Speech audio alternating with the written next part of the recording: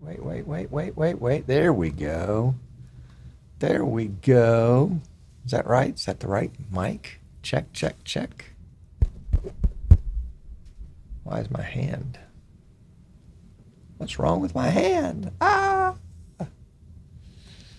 Let's check that. Layers. Pre-show. Desk. Browser.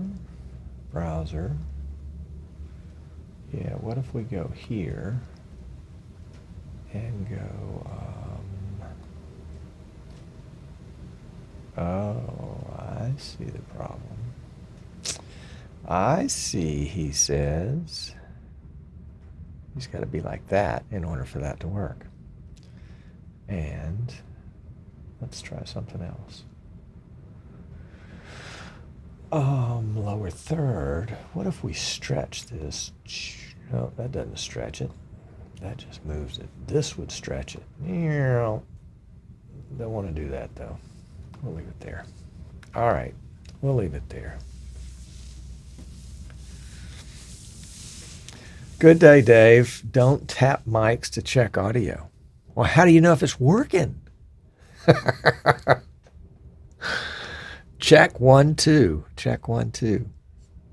Dave, did you see that picture that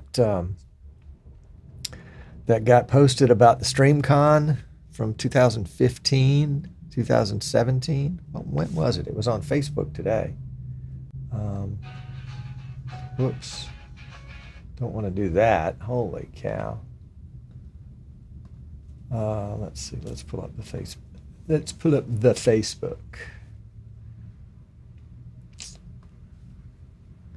And where was it that I saw that?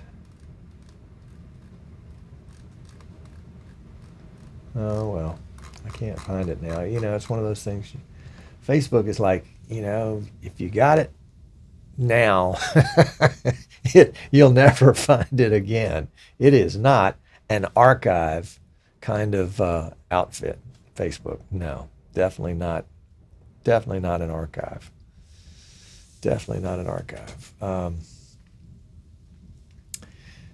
It was one of the best conferences you've ever attended. Wow. It was a lot of fun. Part of it was that it was so intimate, which is another way of saying small. But there was a lot of fun stuff going on too.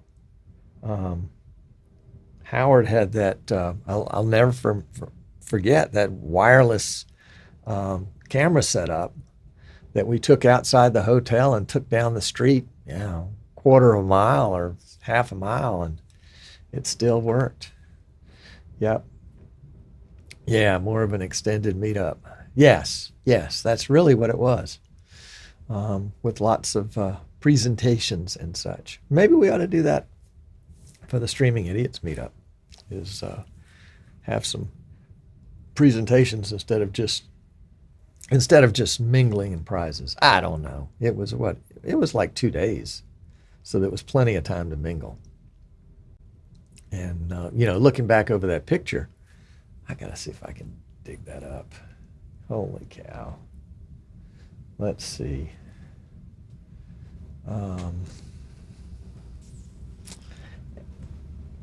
Anyway, it was one of those things that you had plenty of time to sit and make relationships and get to know people. And, you know, looking back in that photograph, let's just do a search on it. StreamCon. Can we get something? Can we get lucky with that? Yeah.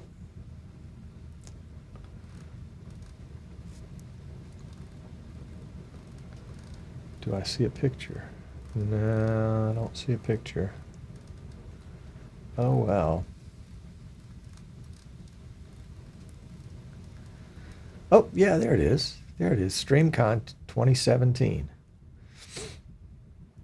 There it is. And I looked through the, let's see, can we put that picture in here? Save image as, save it to the desktop. Sure. And then let's bring it into our production. desktop picture. Bring it into production. There we go. Yeah. This is what we're talking about. This is from 2017. This is the StreamCon event in Atlanta. And you can see Kenny and Butch and Tall Boy and Jim and Alan and Jim and Dave and Tom and Sam and who else? And Tim and Patrick and Byron and Scott and who boy, you know, and it's funny about names. They're harder to call as the years go by. But that's okay, I guess. That's okay, I guess. It was a lot of fun. It was a good event. It was a good event.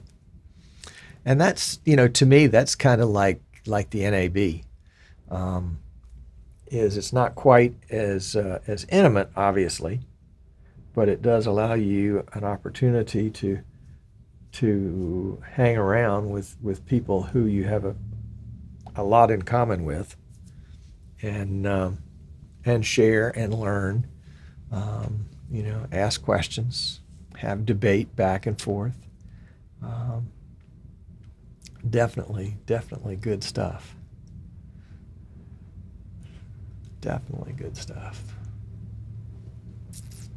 And I don't even think Howard was in that picture. I don't see him in the picture. I don't see Charlie in the picture either, Dave, because Charlie was there at that event. Talked to Charlie, what's today, Wednesday? I guess I talked to Charlie Monday. He was very excited about something that you guys were working on. And he said, "Oh, somebody's calling me. I'll call you right back." That was Monday. That was Charlie. Yeah, that's right. Charlie had to leave early. That's right, he did. I forgot about that. Yep. Good. Lots of good times and good stories with Charlie and Pam over the years. Yeah.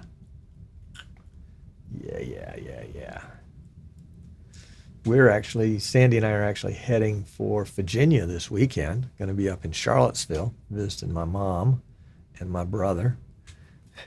Excuse me. And looking forward to that. I like to travel, but I like to be home too. Lots of meals with lots of folks for even more intimacy. Yeah.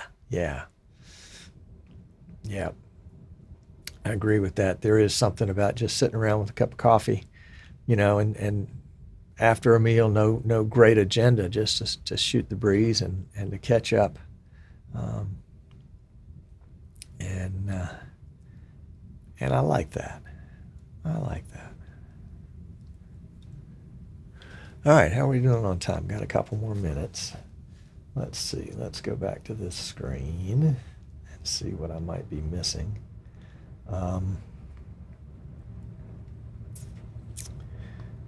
Yeah, today's going to be an interesting little show. I have been working, not actively, but since 12 years ago, I have been trying to find the holy grail of computer form setups that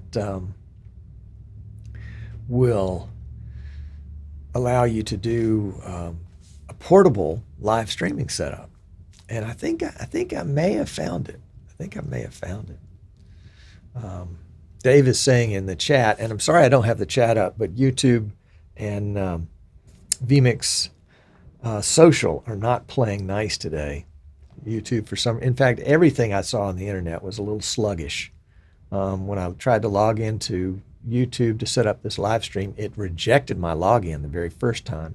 And then the next time it told me that I couldn't do that. And the third time I was able to get it scheduled, but it was like, this is going to be one of those days. And then when I started the live stream for the pre-show a few minutes ago, the vMix little stream button stayed yellow for almost a minute. And then finally I was able to see over here on the other monitor that that the stream has gone through. Let's see what the latency is. So we'll go 1001, 1002, 1003, 1004, 1005, 1006, 1007, 1008, 9, 1010, 1011, 1012, 1013, 1014, 1015, 1016. There we go. 1016, so 16 seconds. Dave is saying in chat that WSN is looking for a couple of tech support people part-time.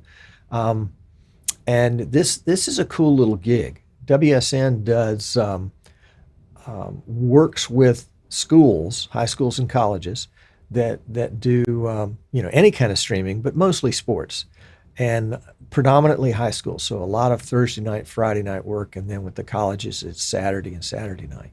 So if you're looking for a part-time gig that you can have that doesn't interfere with your regular work hours, and Dave, if I'm talking out of turn, please correct me.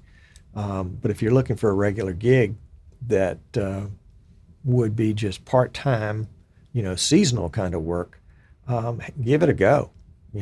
I hung out with Charlie, I think, for a year or two, kind of helping them nights and weekends when they were getting started.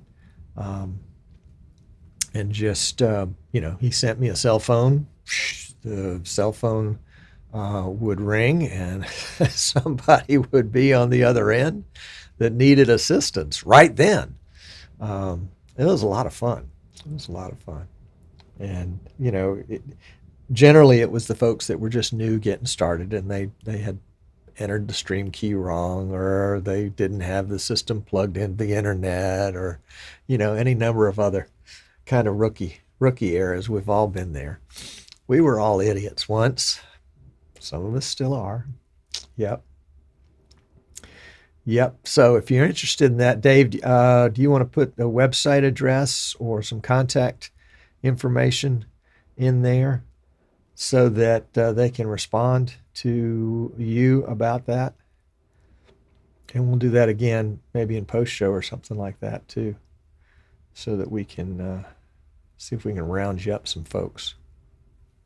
Yeah, Charlie asked me for some names, and I don't recall if I gave him any or not. But I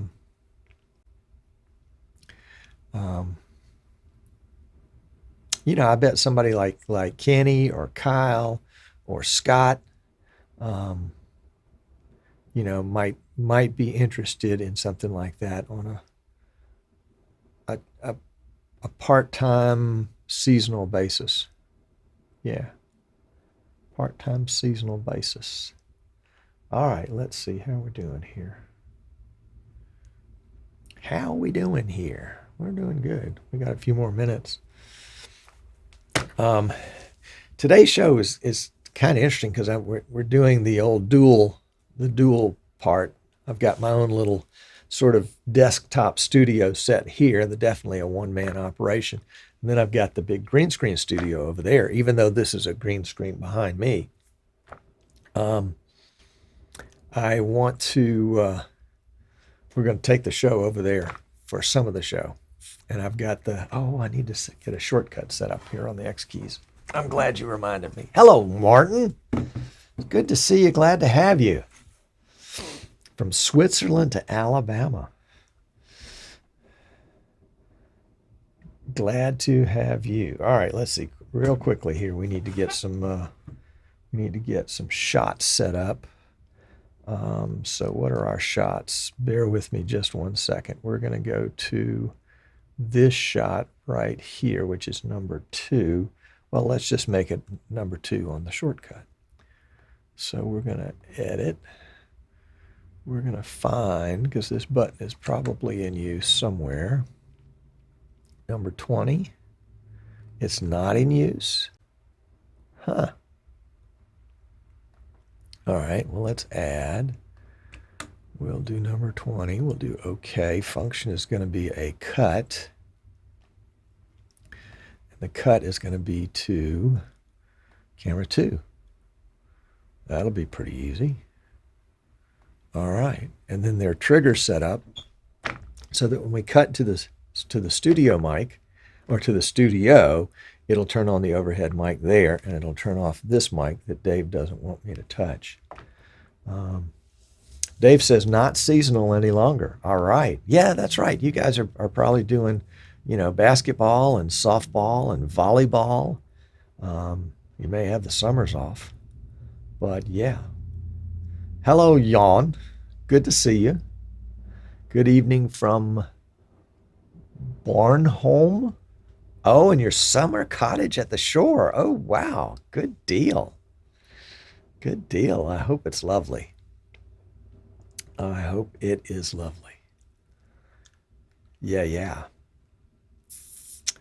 All right. So we've got 2 mics today, and they are set up on triggers to turn them on and off as we shift cameras. And we've got 2 cameras. We've got the BirdDog P4K here, and we're actually live streaming in 4K. Not that we need to, but just that I've been doing it kind of as a long-term experiment, long-term trial. And then over there, we're going to use a BirdDog P100, which is a 1080 camera, even though we'll be live streaming at 4K. And for mics, we've got both of these mics are going into the Behringer UMC 404 HD, which is an audio interface. We might chat about that because that's going to come up in our show today. And both mics were an Audio Technica is the brand, AT897, I believe, which is about a 6-inch shotgun mic. And I just, it was one of those deals. Early on, I stumbled on this mic, and I really liked the sound. It's not super expensive. I think the first one I bought off of eBay maybe, and it came in a nice case, and with the little windsock thing, little foam sock. It's a phantom mic, so it does require 48 volts of phantom power, and that can be a troubleshooting thing if you don't know about phantom power.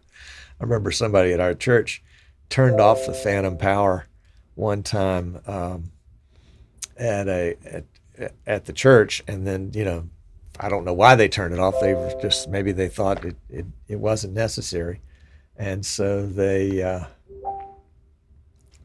Oh, Jan is sending pictures of his cottage from the shore. Holy cow. This is too nice. We're going to have to take one of these pictures and let's see. Let's put it on the desktop, and we'll bring it in. Oh, and he just sent another one. Oh, it's Jan in his bikini. Oh, I don't know that we want to see that one. I'm teasing. Let's see. Hold on. We'll bring one of these shots in. There it is, right there. And this is his summer cottage. Oh my gosh! I got to send you a picture, show you a picture of the cottage, because it is a real cottage. So this is the cottage here. Isn't that lovely? With that beautiful view. And hopefully he has internet there. What would you do if you didn't have internet? Holy cow. So there we go. All right, so let's find what we were looking for here. There we go.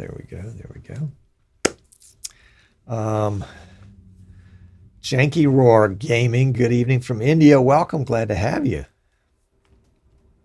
John Richardson, what does he do for a living? Jan is actually a cybersecurity. Well, I probably shouldn't have said that. Hello, Otis. Glad to have you. Phantom power sounds very unholy. Yeah, well, there's some times it can be unholy. It took us a while to troubleshoot that situation and realize that somebody had turned off the phantom power, and that's why the mic. I mean, we were ready to buy new mics and because we'd plug a regular mic in and it worked fine. And then we'd plug the phantom powered mic back in, you know, not knowing it was phantom powered. And yeah. Yeah, but we figured it out. And we made a little note, you know, don't turn this button off. That's where all the notes come from, from mistakes that somebody's made in the past. Not lemonade. All right, let's get this show on the road, shall we? John, oh, you had a compact portable. Oh, the suitcase versions. Yeah, those are cool. Those are cool. Hello, Anderson. Welcome. Glad to have you. Alade Video Productions from sunny Barbados. Yep. Where it never is winter. Yeah. Mike Lotta's here. Welcome, Mike. Glad to have you.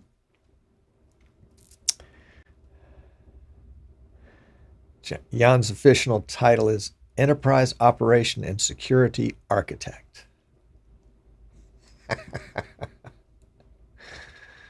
Oh, John says he spent $1,000 for a 50 megabyte hard drive then.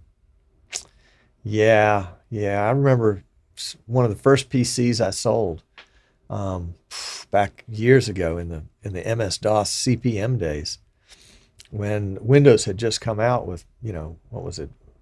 I guess it was Windows 1.1 or something like that. And we sold a system with a 10 megabyte main drive, only drive, 10 megabyte drive. And it was just like huge. How could you ever fill that up? 10 megabytes. Woo! Goodness gracious. It was just acres and acres of real estate. Yeah. All right. Alande. Okay, got it. Thank you. That's great. Ah, Marie is here. Yes, y'all move over. Move over, left and right. Make some room for Marie. And who is calling me right now?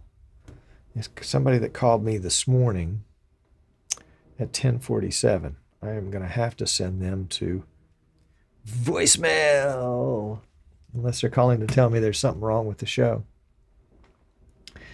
Yep. John had been doing broadcast graphics with an Apple II Plus with software called Video Title Shop. Boy, those were the days, weren't they? Holy cow. Of course, these are the days too. Yep. All right, let's get the show on the road. There's a show button here somewhere. Here it is. Sit tight.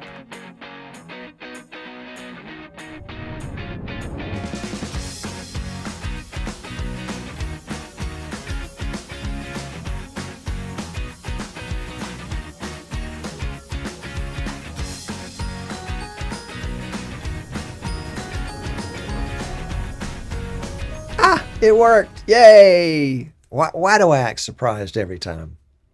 I'll tell you in just a second. I'm Tom Sinclair. Says it right there. That's how I know. Never mind. Bad joke. Anyway, this is Streaming Idiot. So glad to have you with us today. It's going to be a fun little show, I think. We had a great time chatting in the pre-show. If you are watching us live on YouTube, of course, you've got the chat there, and we hope you'll join in it. If you're watching us after the fact, doggone it, you've missed out, but we'd love to have you leave a comment down below in the YouTube comments. And, you know, it's what everybody says, you know, like this video, like it. Yeah, like it because it helps pop it up in the algorithms. And then other people get to see all this cool stuff we're talking about too. So there's a great chat going on in the chat room right now about what it was like 100 years ago when we all started out with 8-inch floppy drives. Yeah. You remember those 8-inch floppy? I think I've still got one around somewhere. Not here at the studio, but somewhere. But that's not the story about today. Today was going to be the third segment on our point-to-point wireless radio setup, because I was going to take it outside. The feedback I got last week was that the radios were too close to each other, and that's why we were getting such crappy speeds, that they needed to be at least 60 feet or more apart. And so I was all set to do that, but two things happened. One was big rainstorm this morning, kept me from setting anything up, and the complex that I'm in is having some electrical work done which means they have trenched the parking lot. And they are trenching right across the area that I was going to go the other way on, which would be, they're moving equipment back and forth. They've got workers going back and forth, so it just wouldn't work. So we're gonna put this one off, but we are going to come back and do a third try with those, with the point-to-point wireless setup. We do understand that we're limited to 100 megs. But that's okay. If I can just get 100 megs going, then I'll know. Because, you can put a couple of NDI cameras, NDI HX cameras in 100 megs, and it'll work out fine. And that's the case that I'm trying to make, is that we can put an NDI HX camera in the end zone of a football stadium, put one of these little radios on it, and have it beam the signal back across through thin air to the press box. And that you would be able, since it's an NDI, I'm thinking of a PTZ camera, like any of the NDI HX PTZ cameras, but I'm thinking of the PTZ optics particularly. And so that you can control it, zoom, pan, tilt, all that kind of stuff. Excuse me one second. Goodness gracious. And be able to, of course, power it. Well, you can't power it through the air, but you'd have to have local power. But you can control it and then get the video over the wireless point-to-point connection. So that's where we're going with that. Welcome, John. Glad to have you from the Caribbean. Holy cow. St. Thomas. Oh, I should remember that. Tell me in the chat. Anyway, so we're going to get there on that one. But since we couldn't get there today, I've been working on this side project for a while.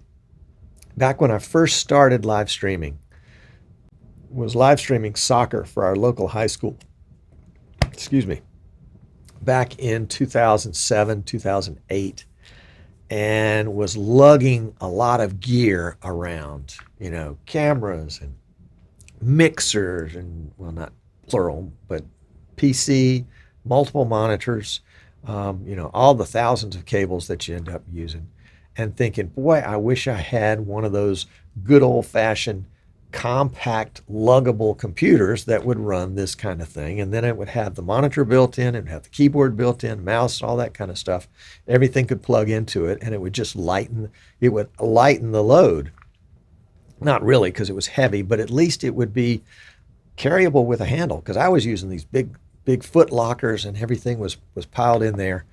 And so about 3 years ago, I stumbled onto a bunch of portable PCs, and I think I can dig up a picture of one in here in just a second, that were being sold on eBay. They were used. They were heavily used. They were abused. And they were just what I would used to call a lunchbox style PC.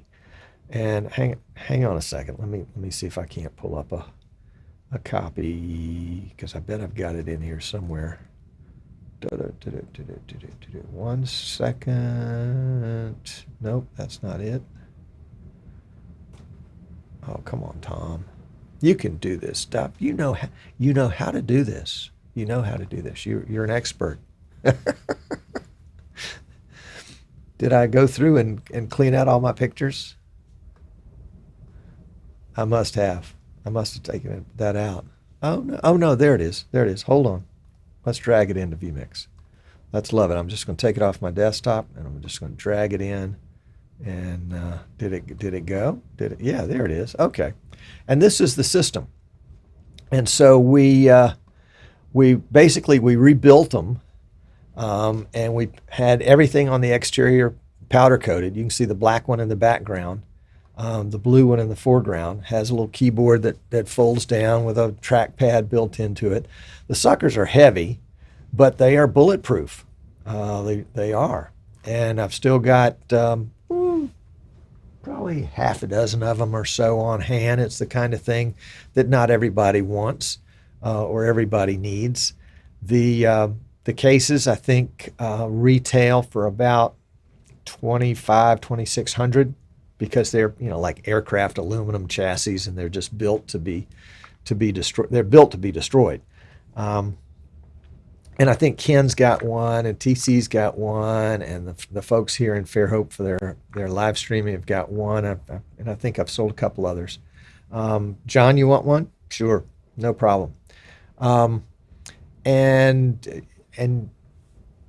you know, we can sell them to you in their original condition, including all the guts, by the way. You know, the power supplies, the motherboard, all that kind of stuff. It's 7, 8 year old gear, but it will get you the right sizing. For example, the power supply is one of those long, skinny ones that would fit into a server type thing. And it can only take certain height video cards and that kind of stuff. So there are some limitations with it. But John, shoot me a note and we can talk about it and see if it's a good fit for you. So we've had those. We've had those in the past, and still have some available. But I knew sooner or later I was going to run out of all of them, and I needed to. You know, it's kind of like having your personal stash of the good stuff. And these are definitely the good ones. They're heavy duty. But I knew sooner or later I would run out, so I've been looking for a replacement that didn't cost $2,500. And I found one that I think might work. It's a little different. Let's see, I've got a picture of it here, and then we'll go over and look at it a little bit more closely in just a second.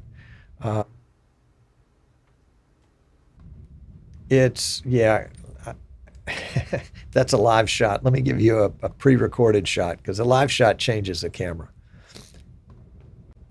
So that's the system.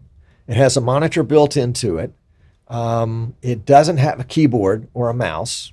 And what I realized with the other one, the blue one, was that it really doesn't need a keyboard or a mouse, because you really want a wireless keyboard or mouse with that, because you're going to reduce your weight by instead of having this folding door. The benefit of the folding door is that it covers up it covers up the monitor, so you get some protection on the monitor.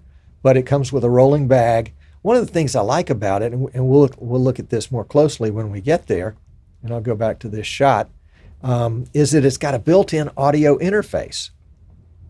And so it's got the ability to bring in 2 XLRs and 2 1/4-inch outputs, plus headphones, plus gain control, and I think some mixing controls. It's not a mixer though. It's an audio interface. Oh, I've got another shot of it. Yeah, here we go. Take a look at this. So that's the faceplate of it. You've got 2 inputs on the left side. Top right, you've got 2 outputs. You've got 2 gains. You know, you've got the high cut, the low cut, loop back, whatever DIR is and whatever S/T is, and then a main volume and a headphone volume. And then, oh yeah, and then your phantom power. And what they've done with this is, I found this exact same thing online from China. Can't find it in the US, but the exact same audio interface. And what they've done is they've just taken it out of the case and they've mounted it in the side of this case. And if you look again, you can see some hex screws, hex key type screws, one at each corner, which would probably otherwise mount the faceplate on the consumer unit. And then I think there's some settings or buttons on the back of it that you can only get access to from the inside. I'm not sure what those do. It doesn't come with any documentation. This is a budget operation. This is by the way, it's a plastic case, and you can see there, and you can see some of the imperfections in the plastic. Let's see, what other shots do I have of it? Yeah, here's a shot of the back of it. This is kind of not really the back, but the side where the motherboard, you see the pink cable going in, that's the Ethernet for the motherboard. And then the black cable is USB that goes to a dongle, where I have the keyboard mouse, wireless keyboard mouse plugged in. And then you can see sort of to the right side, you've got 7 slots that you would use for a conventional ATX motherboard. The second and third slots are filled up by a NVIDIA graphics card, and in the very top one, which is the display port, there is actually a display port cable that comes from inside the PC and plugs into the graphics card right there to give you output to the main screen. And then there's an HDMI and a DVI port left so that you can add extra monitors. To the right of that, I put in a 4-port HDMI capture card just to have something there to play with. But that's pretty cool. On the front of the case, below the monitor, we've got the power button on the right, and then the 5 control buttons for the monitor itself, which is pretty cool to have. And then right above the monitor is a USB, and I guess that would be kind of a handy place for a last-minute thumb drive. So that's pretty cool. And then on top of the unit is a cold shoe, so you could mount anything here. Anything that can be shoe mounted. A microphone if you wanted to, a camera, a whole stack of different gear stacked one on top of another could be mounted on top of this PC. Again, here's the perspective shot that shows you where that cold shoe is, kind of on the top right-hand corner. Let's see, what else do we have in terms of close-up shots? Yeah, that's all our close-up shots. And some questions in chat. Size of the motherboard is a full-size ATX. So it won't take the extended ATX, but it'll take the ATX. Might take the micro ATX as well. I'll have to check. There are not a lot of mounting pegs in there. I think really it is just ATX, but I'll check. I'll try to put a micro in there at some point. The mini ITX is the smallest, and wouldn't bother with something like that because you don't have room for a capture card on a mini ITX motherboard anyway. So let's step over there and take a look at it. And I'm going to go ahead and switch over there. And can I take my X keys with me? I think there's enough cable for me to take it with me.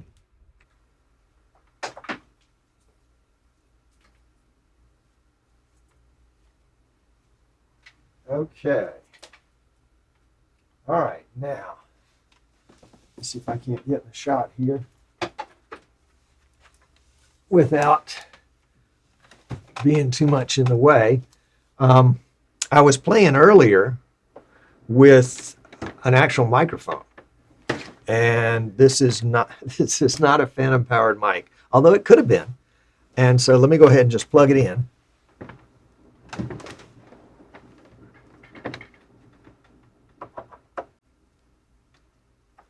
Well, let's try that way. There we go. And I've got it in vMix. And this would be, as you can see right here, it's left channel. If I plug it into the other input, it would be the right channel.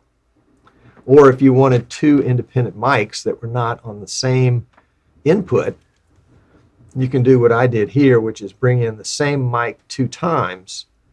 And then I did a crossover on the channel matrix to make the left mic do, well, let's show the other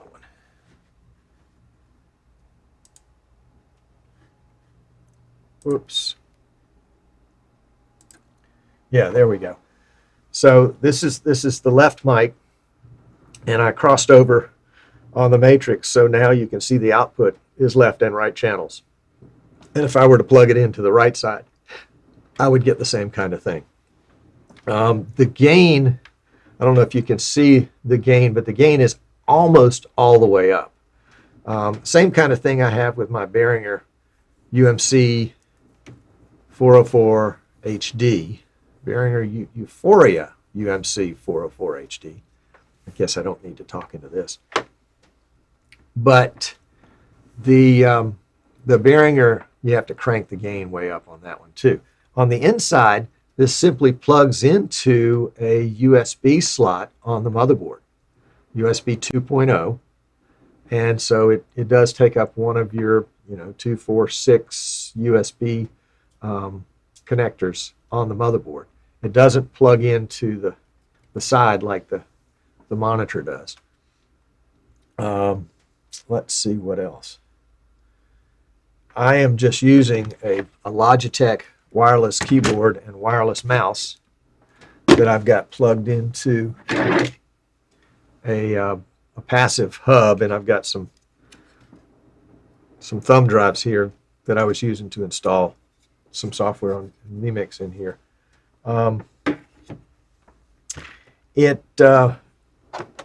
You saw the handle on the top.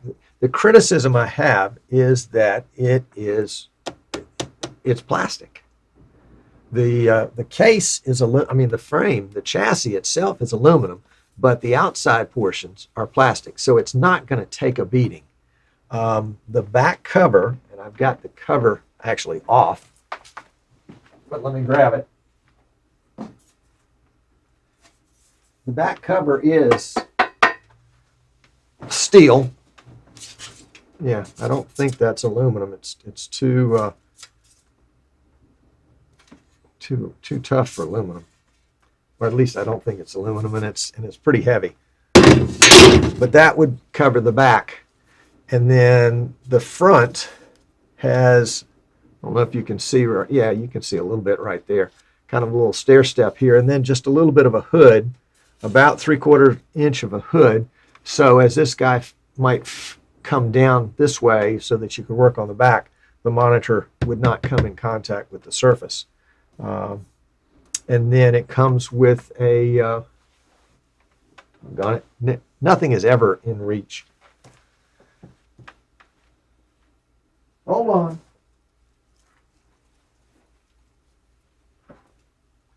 It comes with a padded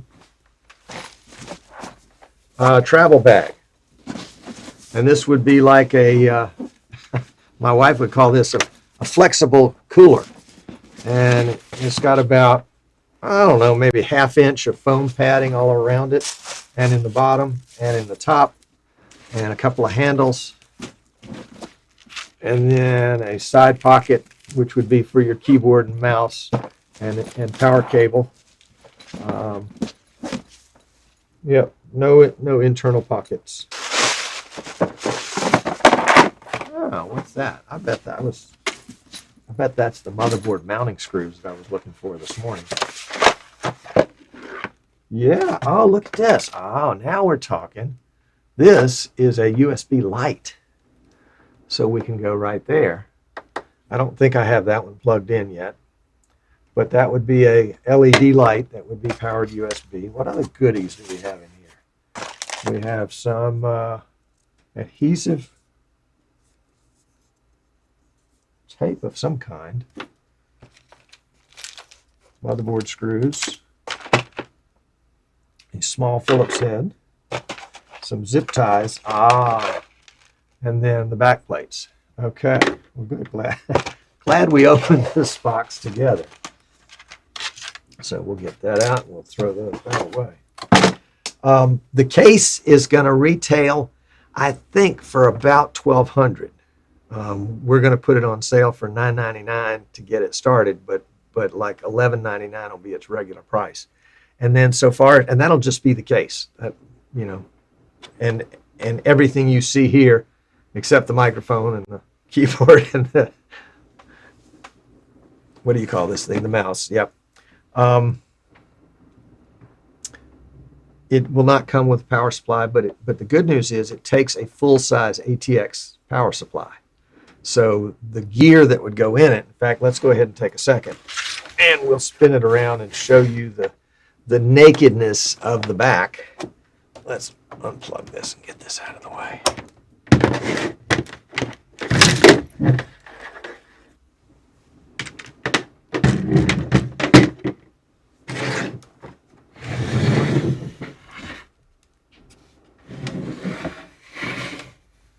Yeah, there you go.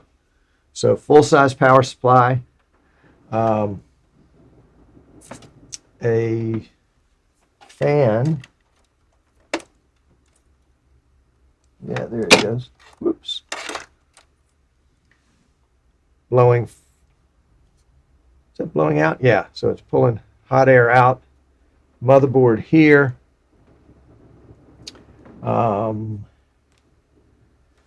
The power supply must be capable of having a Molex connection on it because the monitor on the flip side is powered by a Molex connector.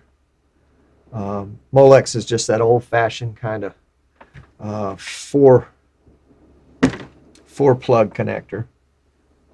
What else? You know, lots of cool wires. This is the USB connection for the USB on the front that I didn't get installed. It was not particularly well marked. It's pretty colored wires, yellow, blue, green, purple, but not sure which one of those is the ground. So I wanted to check it before I plugged it in. So that one waited a little while. For our demonstration today, we're using a just an i7 1070KF CPU, an NVIDIA GeForce 1660 Super maybe. Not a lot of horsepower, but not a lot really is needed with just 4 ports. Whoops, right back here. Well, right there. 4 ports HDMI. But this same case could be used with an i9 processor and an 8-port capture card. You've got room for a larger power supply. This is a 750. Something like this, is probably going to go for about, I don't know, 4,500 something. We'd have to check exact numbers. But the beauty of this is that we can customize it any way you want to. So we've got that going for us. Yep, that's it. So, and then of course the metal plate over there you saw just a second ago mounts on the back. So there you go. Nice little setup. I'm lifting it up with one hand, fully extended. Wasn't that easy, but the blue one I would never have been able to get off the ground like that. I should have weighed it. I don't know what the weight is empty. Don't know what the weight is full for that matter. But yeah, I think this has a lot of potential and it's the right tool for the job for a lot of folks. Let me switch back over to the desk and we'll take questions. Hold on.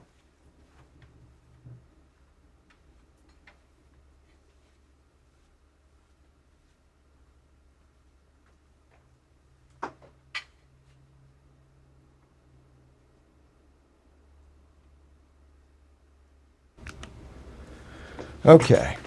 I always have a fear when doing those remote kind of productions that I spend 10 minutes over there and my microphone is not working.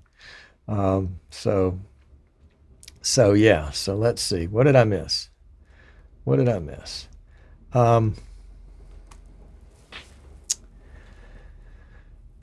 Jan says, and I apologize for not being able to flash the comments up here, but YouTube and vMix Social were not playing nice today. Jan says more like built to withstand attempts to destroy it. And that would be the aircraft chassis one that I showed you the picture of earlier, the blue one. And those came in pretty rough condition. I mean, we took all the outside protective plates off and, pounded them up, tried to smooth them out so that they looked as good as possible. And then in our little storage area over here, we set up a powder coating setup so that we could powder coat everything, bake it in an oven so that it's a really scratch resistant, chip resistant coating. Although TC kind of, I don't know what he did with his. He sent it back for some maintenance and there's just a dent. I don't know. Anyway, maybe a pickup truck ran over it. Mike says this case is not as old as the Accordant Polycom units that came out. Yes, that's right. And who was it else that came out with the old one? I've got one at home. I actually was one of my early attempts to do one of these portable systems. Golly, I wish I could remember the name of it. Anyway, let's see. Motherboard was ATX. It will not take the ETX. Nope, sorry about that.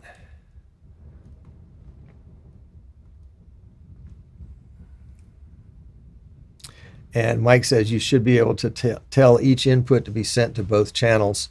You can. You can. vMix takes care of that. And he said to make sure you're using mic versus line on the sound card. That's right. He also noticed it has a high V, and you make sure that's turned off, which it was. And it is a cute little case. It's a cute little case. And it's going to be the right tool for the job for somebody, I think.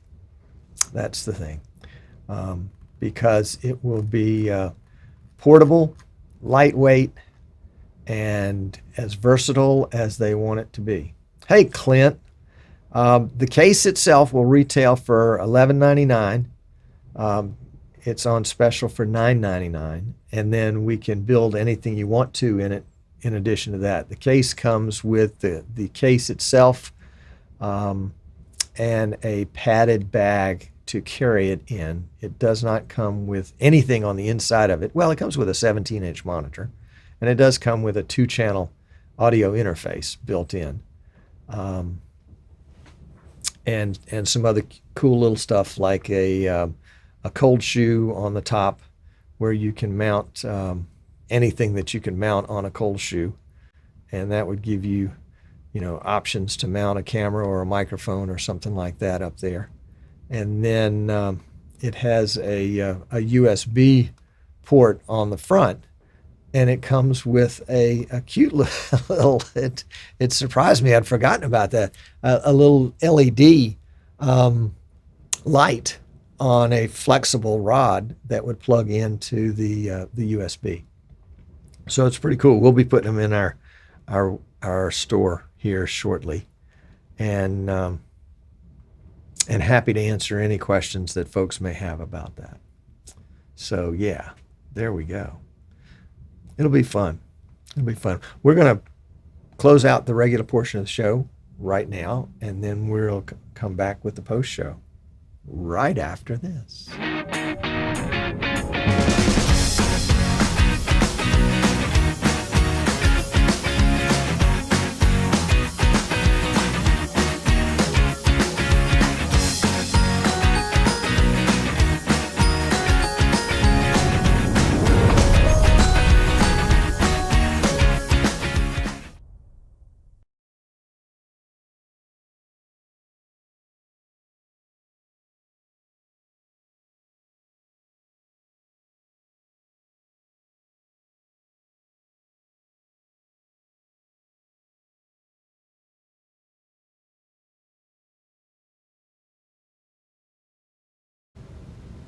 Okay. Oh, looks like I'm a little off center.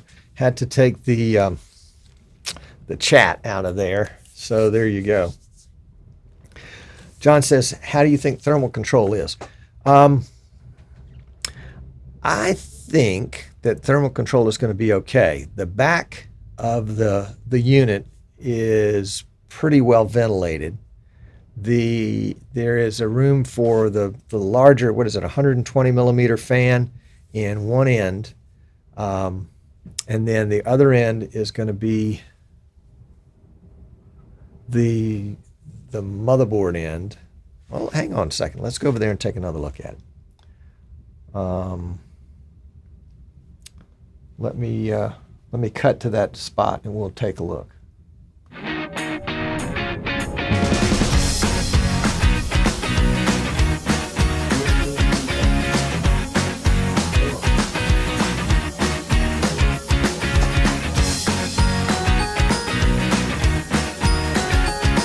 Okay, so this is the back plate, and there'll be quite a bit of ventilation there. We're slotted out to mount 120 millimeter fan there. The audio interface side is where the power supply is, and then there's a 120 millimeter fan there pulling out.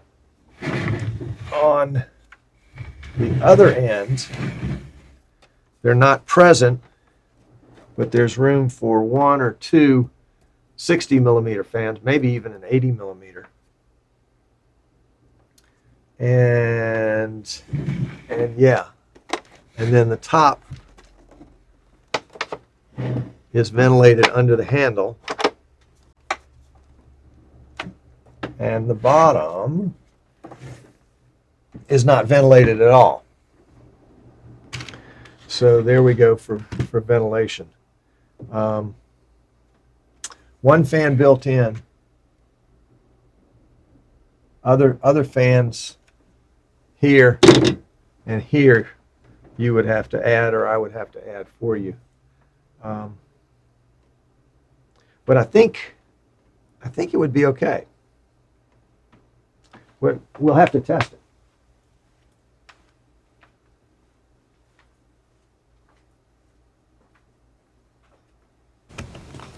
All right, let's see. The screen is a 17-inch mic, and I'm assuming it's a 1920 by 1080 resolution. I don't think it's 4K or 1440. Clinton says he'll call me later. Good deal. Jan says, I think many could get better bang for the buck with that case than using a laptop and fiddle with external PCIe enclosures. Well, that would be a big benefit because it's all in one box. And I'm thinking of situations too where you're scrambling to pull together some volunteers to help you work on a project like this, or you're in a space that you're having to share with other people, and so that your desktop is limited in what you can spread out with. And the more cables you have, the more opportunities there are for things to kind of go wrong. So it does eliminate, a USB cable and a separate box. It may eliminate the need for an extra power supply. It's kind of all in one box. Jan says, yeah, you could have a single box with a complete self-contained streaming system. Yep, sure could. Not only that, but with microphone inputs. So if you were doing an event where your play-by-play guys were not involved with the radio or trying to do some kind of play-by-play in the venue, you don't even need a mixer. You just a couple of microphones, plug them into the headphone jack so that they can hear you and they can hear the ambient noise that you're bringing in on one of your cameras or your game mic. Yeah. Mike says the Polycom Accordant Capture Station, Mobile Edition, was exactly this, ready to run Windows Media Encoder. Boy, that was high horsepower. Those were the days. But yeah, this is the culmination of those efforts. Yeah, boy, I wish I could remember the one that I bought. I knew I was buying it just for the case because it had an 8088 processor in it or something like that was not going to run anything. I'll have to pull that out and see what that was. But this is going to be, again, this is going to be the right tool for the job for somebody. And I'm delighted to have found it and delighted to be able to make it available. So yeah.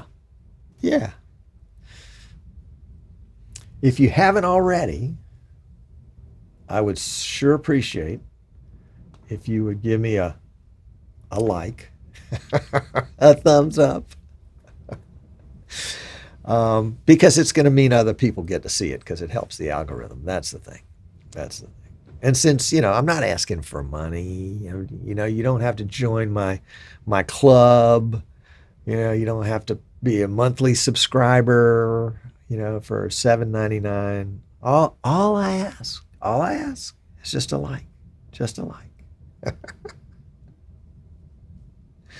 Mike says it was an old man comment, and yes, he still misses Windows Media. You know what I miss? It's Flash Live Encoder. Boy, I tell you what, that was the bomb, wasn't it? I mean, the latency between that and what the viewer saw was like a second, maybe two. Those were the good old days. Jan says, also, you're not restricted to mobile GPUs. Ah. Yep, a great little ESB turnkey solution. ESB being Eastern Shore Broadcasting. That's right. And Rich shows up. Hello, Rich. Welcome. Glad you're here. Glad you're here. We would have the chat here, but YouTube and Facebook, and vMix Social were not playing good together. Let's try now and see if we can. Nah, still not working. This happened about 6 months, 9 months ago, and they just didn't want to work together one day, and then a couple days later it was fixed. It was just a login where, okay, so I'm going to try to log in here, and I'm going to use my credentials, and I'm going to allow it, and then I'll go back over here and wait for YouTube to accept my credentials for vMix Social, and yeah, it didn't happen. It'll time out in just a minute. That's all right. That's okay. It's okay. It's the way it goes. Hello, Ray B. Glad to have you. Mike says Adobe Flash Encoder still exists for anyone using RTMP since they are the company that came up with that protocol. Yes, it still exists, but it's an orphan. You know, it hasn't been updated since what, 3.2? Rich says he just got back from Tennessee Formula One and jet ski weekend. All right. Where in the world were they doing jet skis? In Tennessee. Lake or a river, I'd have to guess. Jan says add a few output cards and you have a perfect turnkey solution for smaller conferences and corporate events, as you can piggyback on the venue audio with the XLR inputs. Well, that's true. That's true. And with a Blackmagic SDI capture card, you can do inputs and outputs, or you could have a Blackmagic mini monitor that would give you an SDI output or an HDMI output. Cumberland River, there we go. There's the answer to my question about where in Tennessee could you jet ski the Cumberland River. So let's get this I'm going to get vMix Social out of the way since it would not cooperate in any way today. Don't know why. That's just it. Yeah, the nice thing about, and Rich, what we're talking about is this little guy right here, a relatively low-cost portable PC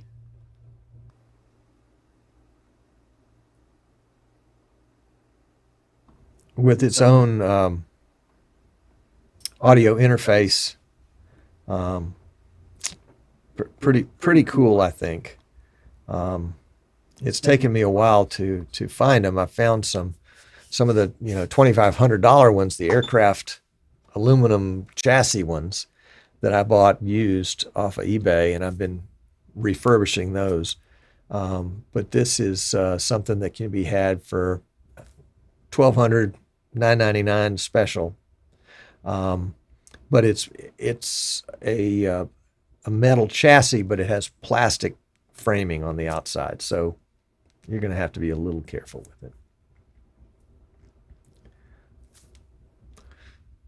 Rich says that he saw the rig and he wished there was a way to really cool the unit, and that's because Rich is working outside, and he's working outside in high heat and probably high humidity sometimes. Rich, I would be a little hesitant to put a liquid cooler on this because this is the kind of thing that's going to be portable. Inevitably, it's going to get banged around, and the last thing I would want would be for one of the fittings that goes to either the radiator or to the pump portion to come loose and the liquid, whatever it be, to spill out or to leak out. And that would be my concern about putting liquid cooling in it. I think you could stuff 1, 2, 3, 4, 3 more fans in it. It's got one big one in it now. But that's a good question. I probably need to mount a bunch of fans on it and take it out to the ballpark here and in the sun and see what it does. Run a CPU temperature test on it, so I know what the CPU temp is getting to be. I mean, that's the temp that I worry about. Although your GPU temps can be an issue, but not nearly as much as the CPU temps. I also haven't seen whether it's going to be able to take a long GPU card, so I'll have to double check that and see. Yep.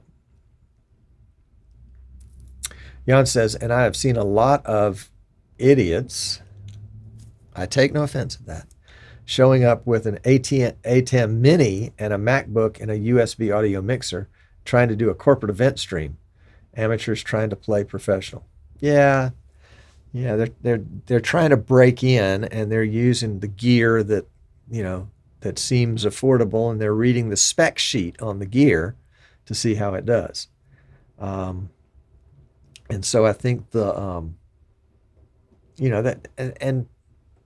time will tell for them. I mean, they'll grow up and they'll say, oh, this is limited. This doesn't do what I want. This unit failed in the middle of the event. And eventually they'll come around. Jan says, you can easily cool that case. Do tell. What do you have in mind besides fans? Portable ice packs? I don't think so. I mean, I guess you could. No. I was going to say you could set up your own circulatory system in it, but that's just, we're not going to go there. It's got to be built in. It's got to be invisible and something that we don't have to worry about, and it just does its job every single time. There may be some places where we can modify the case and maybe open up some of the fan holes a little bit so that you get more air movement through those places. There may be some high efficiency fans that we can use. I know Noctua has done a lot of work on high efficiency fan blades, and actually on quiet fan blades that still move a lot of air. So maybe there's some tweaks that we can do with the fans to get that case. But I think with the back plate, with the back cover the way it is, that it's got a lot of ventilation. Jan says, if you could add fans to suck in cool air from both eyes, the hot air will be expelled through the back plate. Yep, and there's vents in the top of it too. So yeah. The reverse would be true, that if you're forcing the hot air out, you're sucking in the cold air. I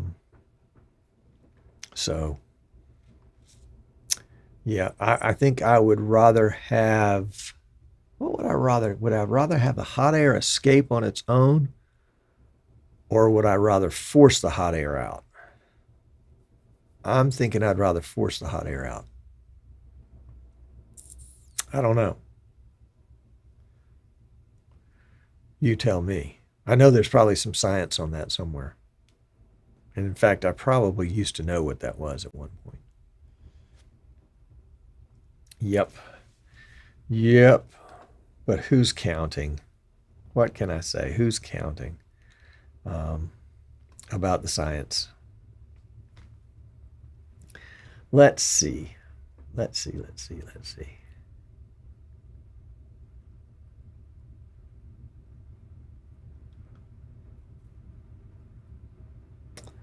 Yeah, I want to play with some fans on that. Actually, what I'd like to do is set it up the way it is right now, put the back plate on it, get the CPU temperature on it especially, what is it? I think it's called CPU temp, maybe. And that will can be used with Prime 95 to do a torture test on the PC, basically where it spins up the CPU to 100%, and lets you know, at 100% over, I think, 15 minutes maybe, it ramps up the speed, and then it ramps it back down again.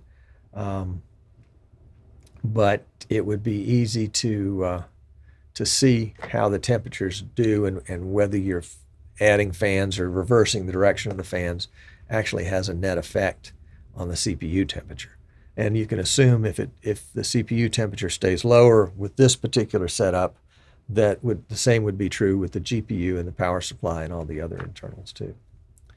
Jan says, but it's easy to direct cool air from the fans towards the parts that need it. That's a good point. That is a good point. And that would be how you would... Well, if that's the case, we could just point a fan right at the CPU. Of course, the CPU's got its own fan on it already. I like using the... I don't know which one it showed in that setup. I think it showed the Noctua fan CPU cooler. I like those. They're pretty bulletproof, and I think they do a good job, which is why we use them. They're a little more expensive than they're twice as expensive as the cheap ones, but I think they'll last longer and they'll do a better job. And that's why our gear is as expensive as it is, because we're doing it based on best practices. It's got a 3-year warranty. I want it to make it out of warranty for sure. So I'm going to use the gear that I think is going to last the longest. Jan says, Cinebench CPU load test can run indefinitely. Well, there you go.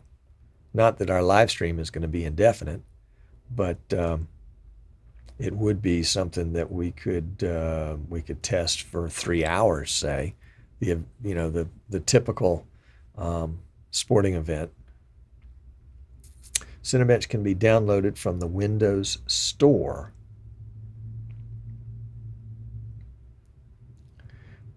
Rich says if the temp is 90s or 100s outside, and that would be Fahrenheit, no real way to cool it 32 to 38 degrees centigrade.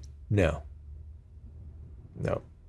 But 32 to 38 degrees centigrade is, I don't think that's a reasonable expectation of a system that's in high heat and is working really hard. I think if you can keep it under 80 degrees centigrade, that you're doing well. Typically this what do they call it?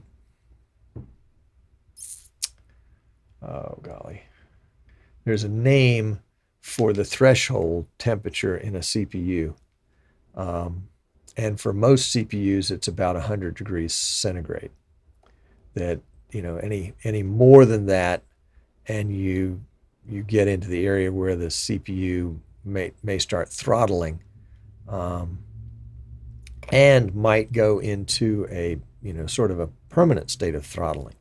I had that happen several years ago with one that I think I built it and forgot to connect the CPU fan or something stupid like that. Although it should have given me a warning. Anyway, I did something stupid and trashed a CPU.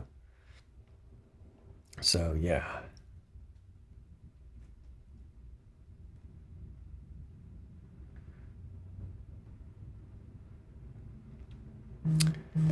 And Jan and Rich are having a conversation back and forth. Let's see here. What did I miss? My wife has promised to keep me in the loop on something she's working on. And this is not it. So there we go.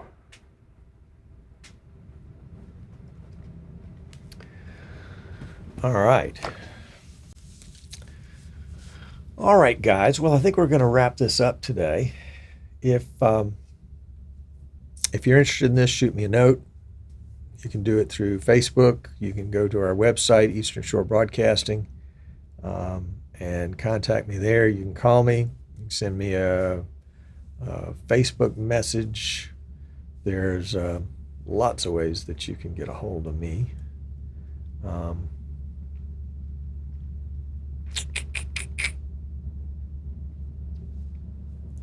Rich says, I don't have a trailer, so he's outside. His new i9 rig keeps the GPU and CPU less than 40 degrees. Well, there you go, right there. Jan says he takes his 10980EX, that's the 18-core CPU, to 90 degrees Celsius. Even with 8-channel replay. Oh, he can push it above 90, but even with 8-channel replay, it never exceeds 68. There you go. That's the way to do it. There you go. 10980XE, 18 cores. Yep, building one right now. They're fun. They're fun. All right, guys. Cheerio. Catch you next week. Take care. Behave. Thanks for watching.